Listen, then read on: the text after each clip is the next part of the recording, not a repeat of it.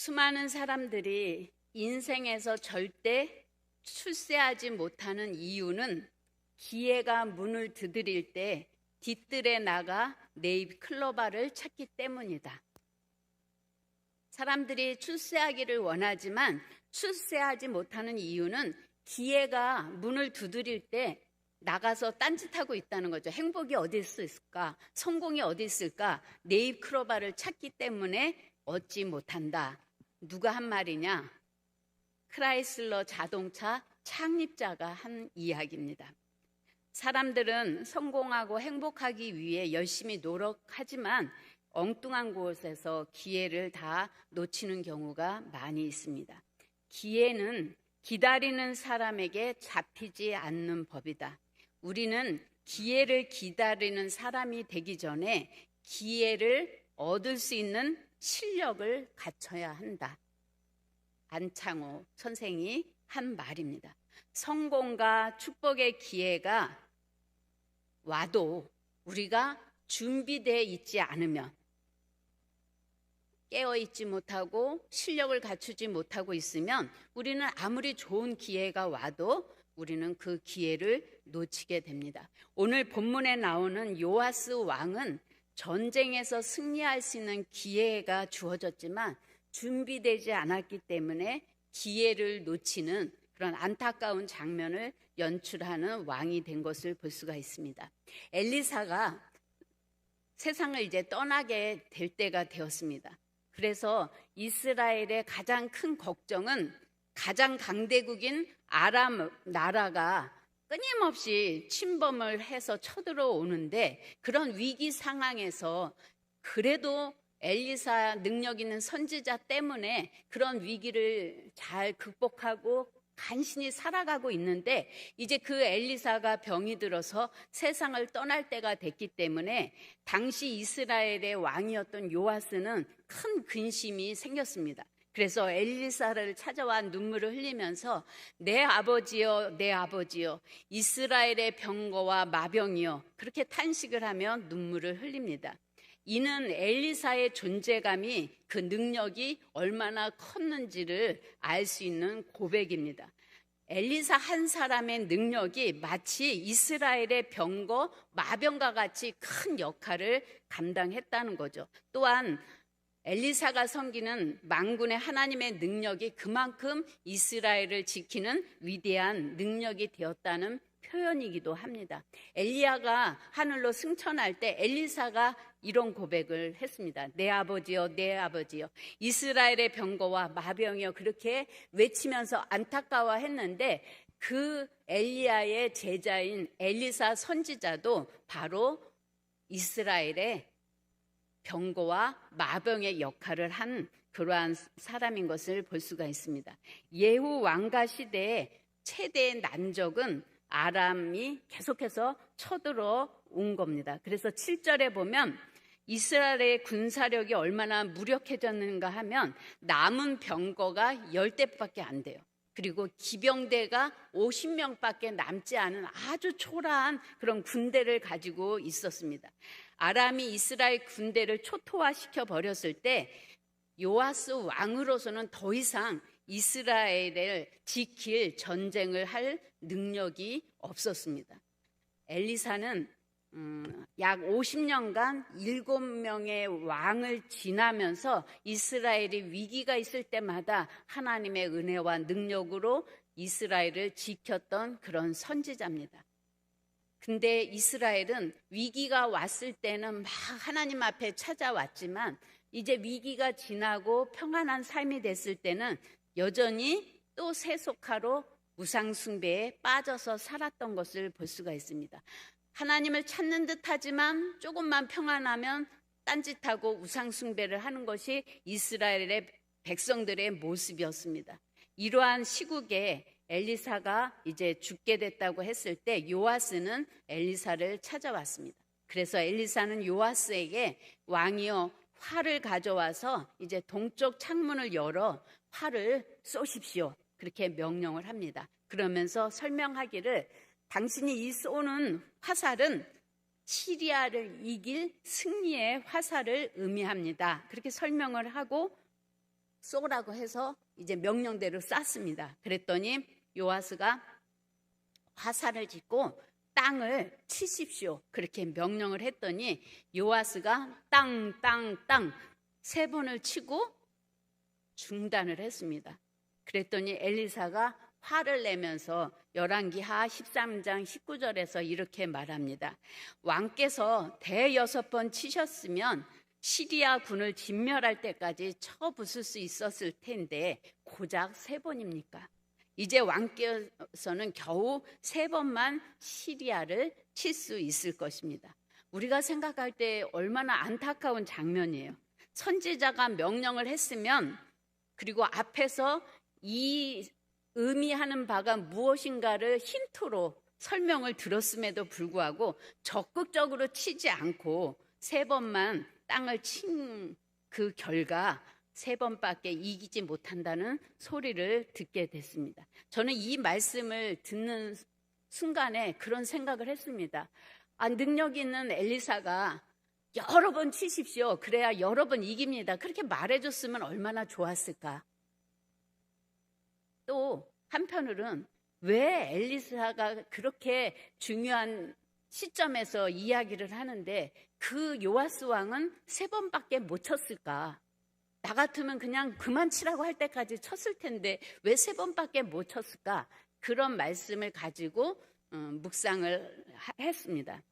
근데 엘리사는, 이거는 제 생각입니다. 어디에도 답은 없더라고요. 엘리사는 하나님의 위대한 선지자이긴 하지만 몇 번 쳐야 이긴다, 그렇게 하나님의 계시를 다 받고 정확한 숫자까지 제시하는 그런 선지자는 아닙니다.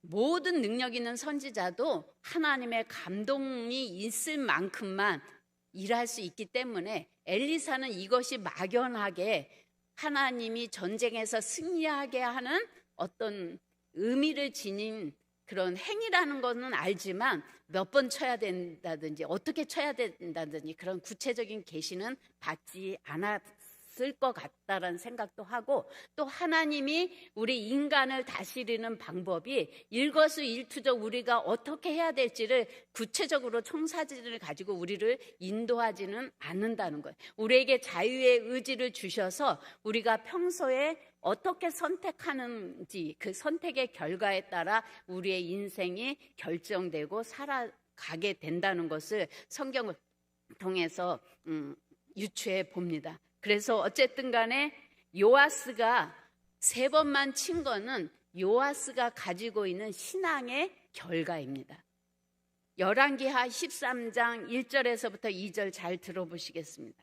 유다의 왕 아하시야의 아들 요아스의 제23년에 예후의 아들 여호아스가 사마리아에서 이스라엘 왕이 되어 17년간 다스리며 여호와 보시기에 악을 행하여 이스라엘에게 범죄하게 한 느밧의 아들 여로보암의 죄를 따라가고 거기서 떠나지 아니하였으므로.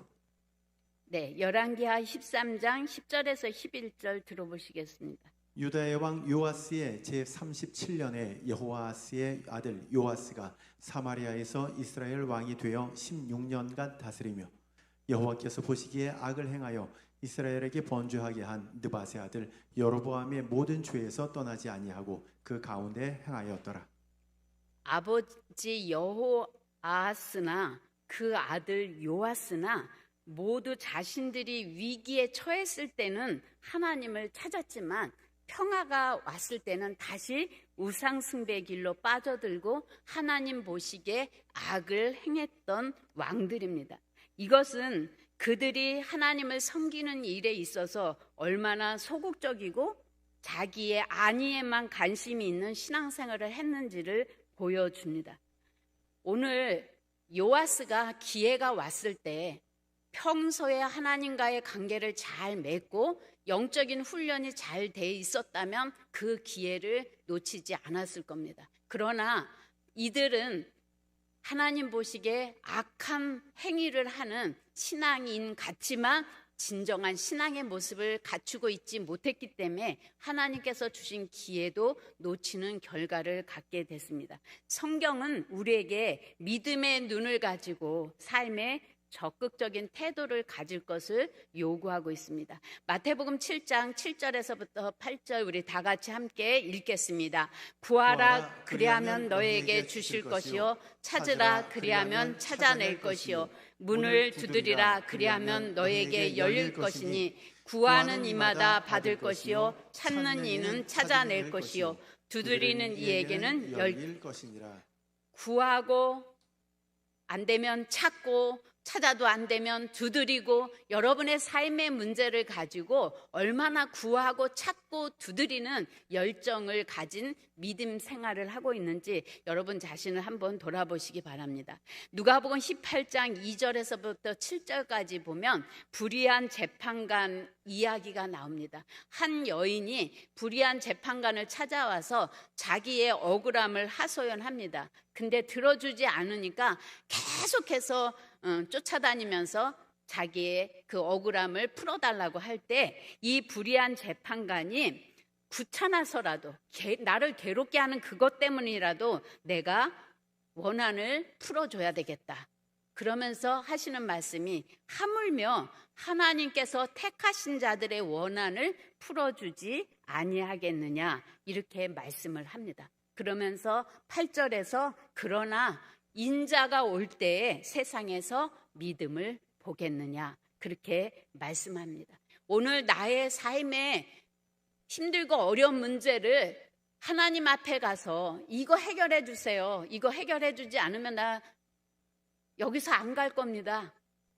그렇게 안타까운 마음을 가지고 하나님과 씨름하고 기도하는 사람이 얼마나 있느냐는 거예요. 하나님은 우리가 씨름하듯이 정말 불의한 재판관도 들어주는데 내가 너희를 사랑하고 택했는데 그렇게 와서 부르짖는데 내가 안 들어주겠냐? 이거를 예수님이 비유로 하신 말씀이에요. 열왕기하 13장 18절에 보면 또 이르되 화살들을 집으소서 곧 집음에 엘리사가 또 이스라엘 왕에게 이르되 땅을 치소서 하는지라 이에 3번 치고 그친지라. 저는 이 말씀이 굉장히 크게 와닿았어요. 이 상황에서 요아스 왕은 땅을 치는 것을 그렇게 쉽게 중단해서는 안 됐습니다. 우리도 하나님을 믿는다고 하면서 실제로 하나님의 약속을 믿고 화살로 여러 번 내리치지 못하고 일찌감치 중간에 중단하는 경우가 많이 있습니다. 이 정도 예배 드렸으면 됐어. 나 이 정도 기도했으면 많이 했어. 나 이 정도 내 상황 속에서 봉사하고 헌신한 거 많이 했어. 이 정도면 됐어. 그래서 자기 기준대로 자기 생각대로 하나님을 섬기는 일에 하나님 앞에 나와 기도하는 일에 적당히 치고 멈추는 일을 요아스만 하는 게 아니라 우리들도 동일하게 우리의 신앙생활에서 그렇게 하고 있기 때문에 하나님이 약속하신 축복과 하나님이 약속하신 그 은혜를 우리가 100% 충만하게 누리지 못하는 원인이 여기에 있지 않을까 그런 생각을 제가 해봤습니다. 열왕기하 4장 1절에서부터 6절까지 보면 한 여인이 신학생인 남편이 죽었어요. 그래서 홀로 2 아이를 키우다 보니까 빚도 많이 지게 됐어요. 그래서 이제 2 아이가 종으로 끌려가는 그런 신세가 되자 안타까운 마음으로 엘리사 선지자를 찾아와서 하소연합니다. 우리 2 아들이 이제 종으로 끌려가게 됐습니다. 그랬더니 엘리사가 너는 밖에 나가서 모든 이웃에게 그릇을 빌리라. 근데 빌리되 조금 빌리지 말고 많이 빌리라. 그렇게 말을 했습니다. 그랬더니 그 여인이 빌려온 그릇에 기름을 붓기 시작하자 다 찼어요. 그래서 엘리사가 또 그릇을 가져오라. 그랬더니 다른 그릇이 없습니다. 빌려온 그릇이 이제 끝입니다. 그랬더니 그 기름도 그쳤다라는 이야기입니다. 이건 뭘 얘기해요? 우리가 준비한 만큼, 그릇을 준비한 만큼 기적이 일어나요. 우리가 믿음의 그릇을 준비한 만큼 하나님은 우리에게 기적을 베푸신다는 거죠. 마태복음 9장 27절에서부터 37절까지 보면 2 맹인이 소리를 지르면서 예수님을 따라옵니다. 다윗의 자손이여 나를 불쌍히 여기소서, 그렇게 안타까운 마음으로 주님 앞에 자기의 고침을 위해서 부르짖었을 때 예수님은 너의 믿음대로 될지어다, 그 믿음대로 고침을 받았어요. 다른 복음서에도 예수님을 만나러 온 사람들은 자기의 문제들을 들고 주님 앞에 나오면 꼭 주님이 하신 말씀이 있어요. 내 믿음대로 될지어다. 너한테 달렸다는 거예요. 너가 얼마나 믿음을 준비하고 이 문제를 위해서 하나님 앞에 씨름하는지 너에게 달려 있다는 거죠. 적당히 믿는 사람에게는 할 수 있거든이 무슨 말이냐, 믿는 자에게는 능치 못할 일이 없다, 그렇게 호통도 치시기도 했습니다. 믿음은 하나님의 축복을 받는 그릇입니다. 우리의 믿음대로 받는 겁니다. 오늘날 그러나 우리는 믿음을 잃어버렸습니다. 제가 이번 주 교수님 어머님이 돌아가셔서 충남 홍성에 처음으로 가봤어요. 왕복 7시간 걸려서 수요 예배를 헐떡거리면서 왔습니다. 그리고 예배를 드리고 집으로 돌아가는 과정에 내일이면 피곤해서 내가 제대로 못 일어날지도 모르겠다, 그런 생각을 했는데 집에 가는 도중에 뭔가 입이 껄끄럽고 불편해요. 그래서 집에 가서 봤더니 입안에 입천장서부터 혀까지 노랗게 막 그 염증이 생긴 거예요. 저는 너무나 신기했어요. 아니, 하루 그렇게 조금 힘들었다고 어떻게 이렇게 내 몸이 민감하게 반응을 할까? 어머, 참 놀랍다. 육체가 이렇게 빨리 반응을 한다고? 나는 하루 정도는 있다가 반응이 나타날 줄 알았어요. 그래서 제가 생각하기를 육체가 이렇게 나의 피곤함을 바로 알고 나 피곤해 그렇게 반응을 보였는데 내 영혼은 나의 영적인 상태에 대해서 얼마나 민감하게 반응할까, 그것을 생각하게 됐어요. 그러면서 육체는 이렇게 하루 만에 몇 시간 만에 반응을 보이는데 내 영은 기도 조금 안 해도, 말씀 조금 안 읽어도, 하나님의 이 일에 조금 등한히 해도 내 영이 이렇게 아프다고 소리 지르나? 내 영이 죽었구나. 내가 더 믿음에 정진을 해야 되겠구나, 그런 생각을 하는 시간을 가졌습니다. 우리가 건강하려면 근력 운동을 많이 하잖아요. 신체가 튼튼하기 위해서. 그래서 우리 청년들도 보면 막 왕자 만들기 위해서 막 헬스클럽도 그렇게 열심히 가고 다이어트도 그렇게 열심히 하고 필라테스, 요가, 얼마나 젊은이들이 열심히 사는지 몰라요. 근데 저는 그런 생각을 합니다. 육체의 근력을 위해서는 저렇게 애를 쓰는데 영적인 근력을 위해서는 왜 저렇게 애를 안 쓰고 무관심할까? 그것이 가슴이 터져요. 오늘 요아스는 평소에 하나님을 잘 섬기고 영적인 근력을 키웠다면 기회가 왔을 때 완전한 승리를 이룰 수 있을 만큼 아마 땅을 쳤을 거예요. 근데 그의 믿음의 분량만큼 3번밖에 칠 수 없었던 거는 평소에 영적인 근력이 준비되지 않았기 때문에 그렇습니다. 오늘 영적 근력을 키우는 거는 무엇이냐? 하나님의 말씀을 읽고 하나님 앞에 기도하는 생활이 평소에 규칙적으로 이루어졌을 때 나의 영적인 근력이 튼튼해서 어떤 위기와 어려움이 올지라도 또 하나님의 축복과 은혜가 오는 기회가 왔을 때 우리는 놓치지 않고 그것을 포착할 수 있는 겁니다. 우리가 영적인 근력 운동이 기본적으로 잘 이루어졌을 때 그 사람은 성령의 음성에 민감하게 반응할 수가 있고 성령의 음성을 잘 들을 수 있기 때문에 그렇습니다. 예수님은 이 땅에 오셔서 우리를 구원하기 위한 인류 구원 사역을 감당하실 때 우리에게 본을 보여주셨어요. 예수님의 기도 생활을 한번 쳐보세요. 수도 없이 많은 성경 구절이 나옵니다. 마가복음 1장 35절에 보면 새벽 아직도 밝기 전에 예수께서 일어나 나가 한적한 곳으로 가사 거기서 기도하시더니, 누가복음 5장 16절에 예수는 물러가서 한적한 곳에서 기도하시니라. 마태복음 14장 23절에 무리를 보내신 후에 기도하러 따로 산에 올라가시니라. 저물매 거기 혼자 계시더니. 예수님처럼 바쁜 생활을 했던 사람은 없을 거예요. 예수님의 모든 삶 속에 하나님 나라를 위해서 한시도 쉬지 않고 바쁜 생활 가운데서 빠지지 않고 했던 일은 어찌하든지 사람들을 피해서 하나님과 교제하는 기도의 시간을 가졌다는 거예요. 왜? 예수님도 사람이기 때문에 성령의 음성을 듣고 성령님의 은혜와 능력을 받아야만 인류를 구원하는 하나님의 사명을 감당할 수 있었기에 제자를 선택할 때도 하나님 앞에 나가 씨름하고 기도했고, 병든 사람을 고치고 인기가 하늘을 찌를 때도 한적한 곳으로 피해서 기도하면서 자기의 영혼을 단련시키셨어요.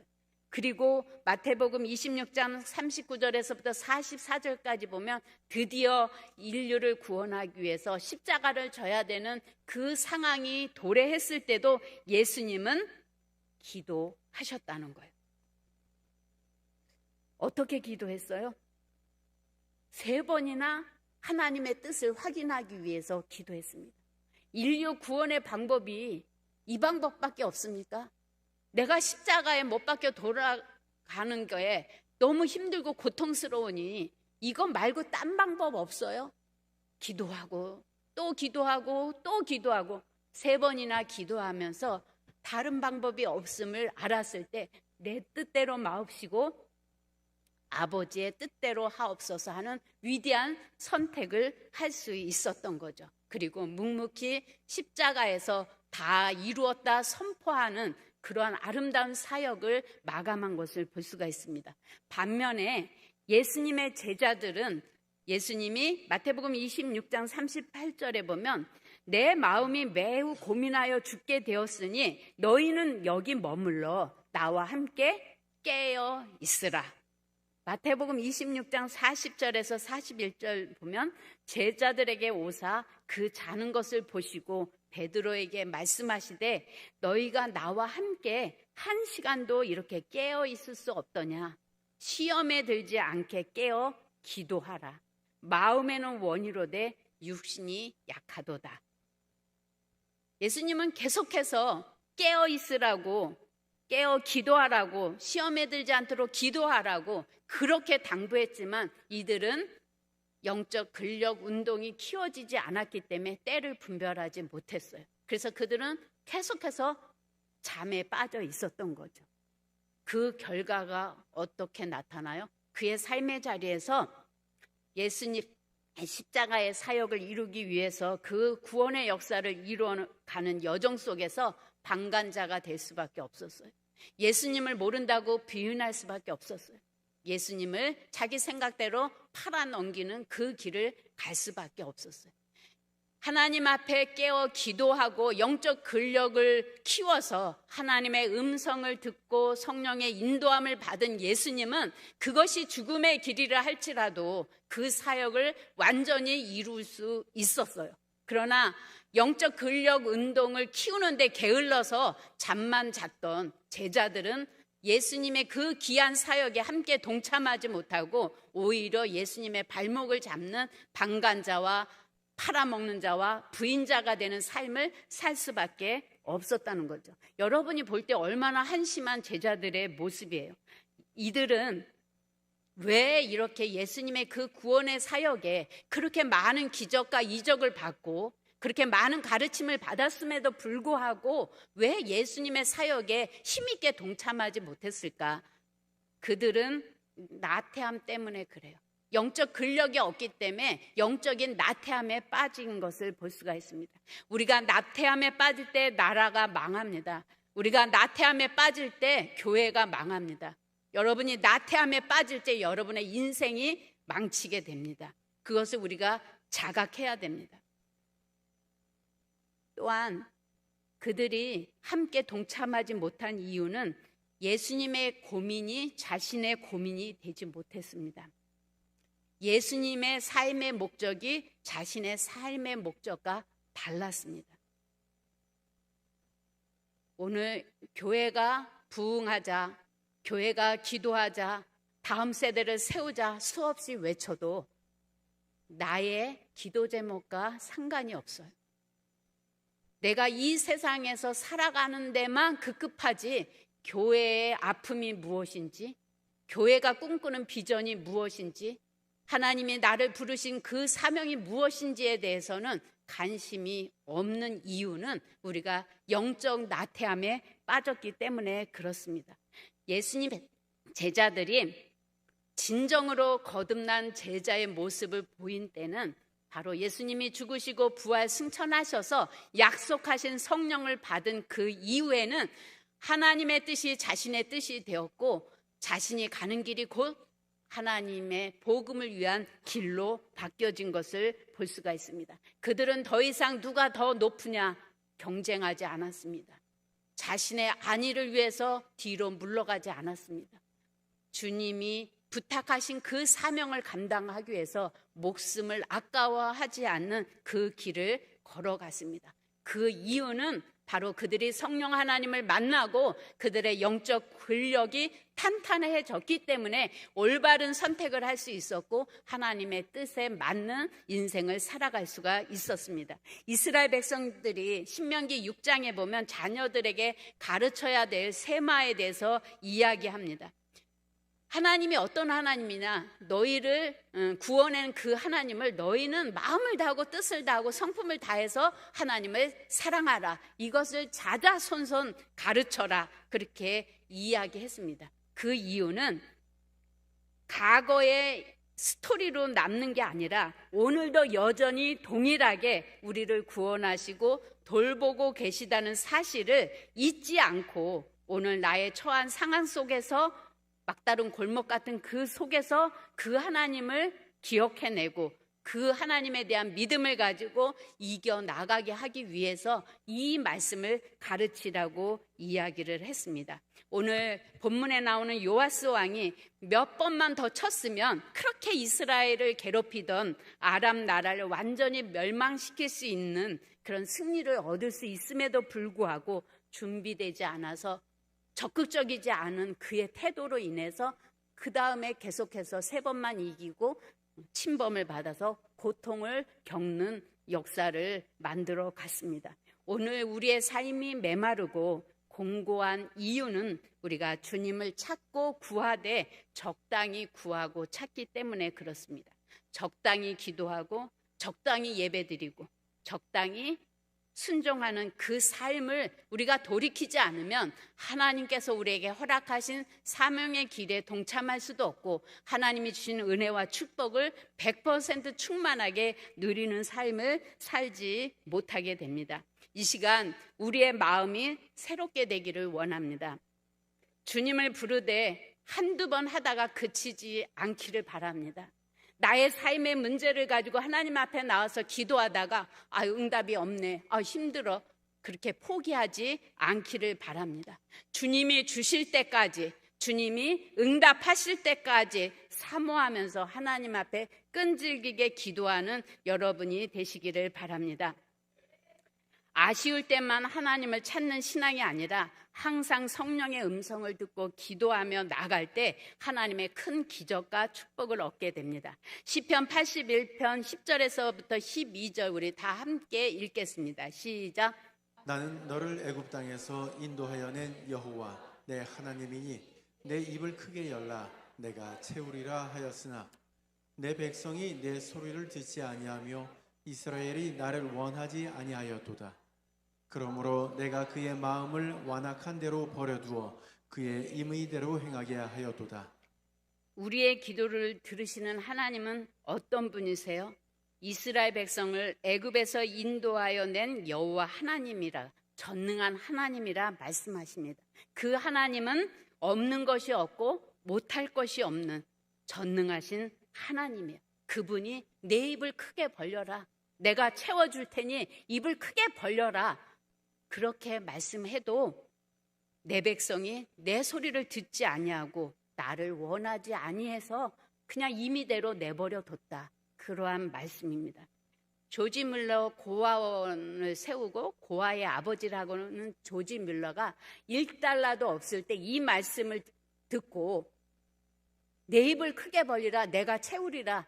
그 말씀 하나 붙잡고 고아원을 세우고 고아원에 함께 일할 수 있는 동역자를 구하고, 그래서 고아원을 5번이나 건축하면서 10만 명 이상의 고아들을 먹이고 입혔을 때 그는 사람에게 구걸하지 않고 내 입을 크게 벌리라 내가 채우리라 하신 그 하나님 앞에 골방에 들어가서 기도해서 치약서부터 비누서부터 빵서부터 모든 것들을 기도로 공급한, 그래서 5만 번 이상 기도의 응답을 받았다는 그런 책을 제가 읽고 큰 감동을 받았습니다.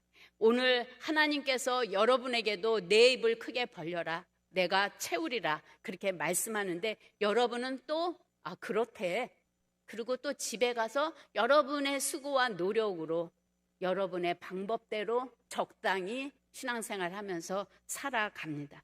우리는 다음 세대를 세워가는 비전을 품고 지금 우리가 나아가고 있습니다. 입을 크게 벌려 믿음으로 나아가야 되는 시점에 있습니다. 제가 목요일날 새벽 기도를 하면서 여기가 열려 있어요. 그래서 강단에 올라와서 저기 부양 그거 써붙인 그거를 보면서 제가 기도를 하는데 갑자기 성령님이 말씀하시는 것 같이 들렸어요. 내 입을 크게 벌려라 내가 채우리라 그렇게 얘기했는데 너는 네가 죽으면 이 교회가 지속 가능한 교회가 될까, 쫓겨나지는 않을까, 그렇게 염려하고 걱정하는 기도를 여지껏 하지 않았니? 그러면서 제가 들은 생각이, 저 아파트들 지금 들어와 있지만 하나님이 하시면 우리에게 주실 수 있어요. 지금 일할 수 있는 날이 5년 10년밖에 안 됐지만 애 낳고 애 키우고 시집장가 보냈어. 제가 복지원예사 그거 하면서 가보니까 상추 바라보고 좀 건강한 사람은 산보하는 게 전부고 힘없는 사람은 아파서 골골하면서 시간을 보내는데 급급한 그 모습을 보면서 하나님 난 10년 뒤 20년 뒤에 저렇게 살고 싶지 않아요. 저게 무슨 의미가 있어요. 나는 목사님의 꿈과 같이 내가 죽는 그 순간까지 정말 많은 다음 세대들을 일으켜서 열방 가운데 보내고 이 교회가 성령의 불바다가 되는 그 일을 저는 늙어 호호 할머니가 돼도 하고 싶어요. 저에게 기회를 주세요. 그렇게 기도를 바꿨습니다. 그래서 여러분도 기도의 자리로 요청합니다. 새벽을 깨우며 기도하십시오. 밤마다 나와서 기도하십시오. 여러분의 신체에 적합한, 여러분의 상황에 맞는 기도의 자리에 이번 주부터 이제 수련회도 있잖아요. 교회에 와서 함께 기도하세요. 집에서 하면 되지. 물론 집에서 해도 하나님 들으시겠죠. 그러나 교회에 폭발적인 부흥이 일어나려면 시너지 효과라는 게 있어요. 그래서 함께 모여서 기도할 때 성령의 불바다가 될 거라고 저는 확신합니다. 두고 보겠어요. 그래서 하나님의 비전이 이 땅 가운데 이루어질 때까지 우리가 기도로 하나님을 흔드는 그러한 성도들이 되시기를, 그리고 다음 세대를 힘있게 세워가는 우리 서울시티교회 성도님 되시기를 예수님의 이름으로 축복합니다.